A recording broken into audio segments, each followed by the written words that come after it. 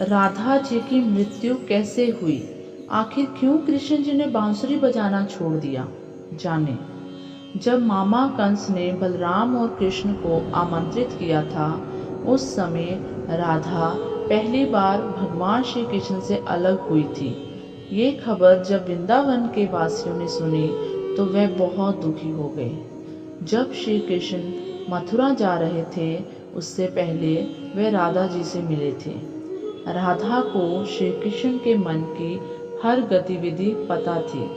कृष्ण ने राधा को अलविदा कहा और फिर दूर हो गए। राधा से कृष्ण ने वादा किया था कि वे वापस आएंगे, लेकिन उनके पास कृष्ण वापस नहीं आए।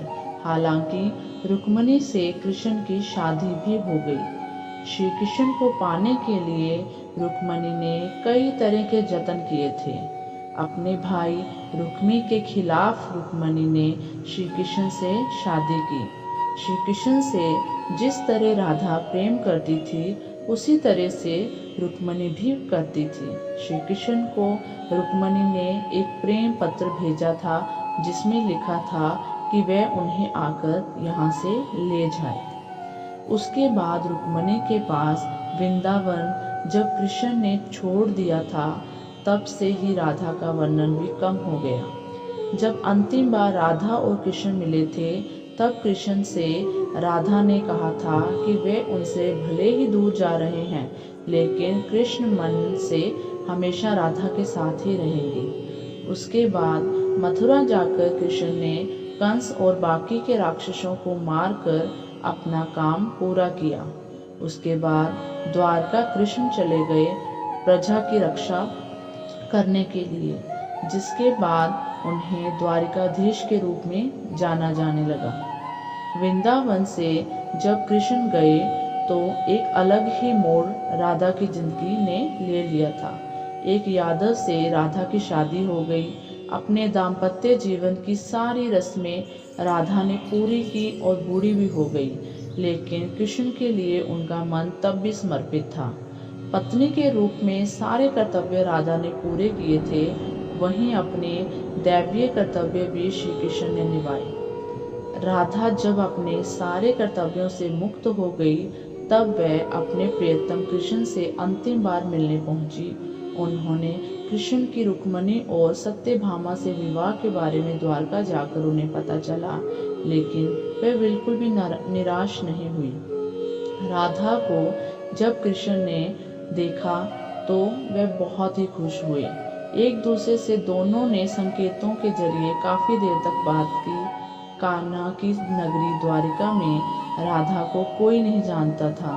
कृष्ण ने महल में राधा को देविका के रूप में उनके अनुरोध पर नियुक्त किया। महल में दिन भर राधा रहकर सारे काम करती थी। जब राधा को मौका मिलता तो वह कृष्ण के दर्शन करती थी। श्री कृष्ण के साथ पहले जैसा आध्यात्मिक जुड़ाव राधा ने महसूस नहीं किया था। इसी वजह से वह महल से दूर जाने का फैसला लिया था।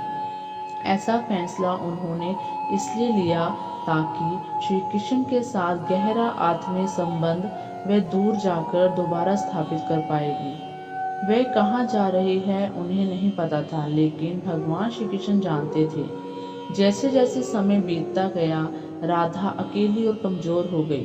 उस समय भगवान श्री कृष्ण की आवश्यकता राधा को हुई। भगवान श्री कृष्ण अंतिम समय में उनके सामने आए। राधा से श्री कृष्ण ने कहा कि वे कुछ उनसे मांगे, लेकिन राधा ने उनसे इनकार कर दिया। दोबारा राधा से कृष्ण ने अनुरोध किया तो उन्होंने कहा कि वे एक अंतिम बार उनके लिए बांसुरी बजा दे। बांसुरी लेकर श्री कृष्ण सुरीली धुन में बजाने लग गए। दिन रात तब तक बांसुरी श्री कृष्ण ने बजाई जब तक आध्यात्मिक रूप से राधा कृष्ण में विलीन नहीं हो गई। अपने शरीर को राधा ने बांसुरी की धुन सुनते सुनते त्याग कर दिया। भगवान श्री कृष्ण जानते थे कि उनका प्रेम अमर है। इसके बाद भी राधा की मृत्यु को बर्दाश्त वे नहीं कर पाए।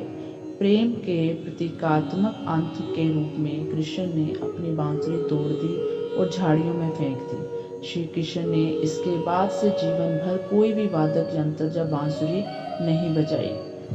राधे कृष्ण राधे कृष्ण।